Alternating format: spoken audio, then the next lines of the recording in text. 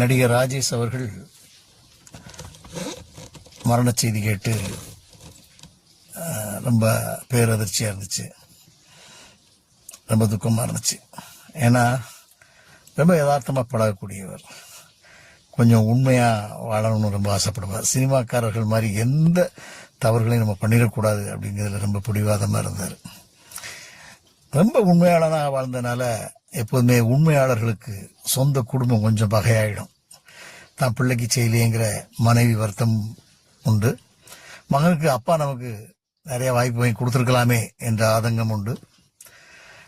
அவருடைய சகோதரர்களுக்கும் அந்த ஆதங்கம் உண்டு. அண்ணன் நினைச்சிருந்தா நமக்கு பெரிய வாய்ப்புகள் வாங்கியிருக்கலாம், அவர் வாய்ப்பு வாங்கி கொடுக்கல அப்படிங்கிற ஒரு ஆதங்கம் உண்டு. ஏன்னா இவர் நேர்மை, உண்மை, சத்தியம்னு வாழணும்னு ஆசைப்பட்டார். அது யார்ட்டையும் போய் வாய்ப்பு யாருக்காக கேட்கக்கூடாது, அவரவர்கள் திறமையில் அவரவர்கள் வர வேண்டும் என்ற எண்ணம் கொண்டவர்.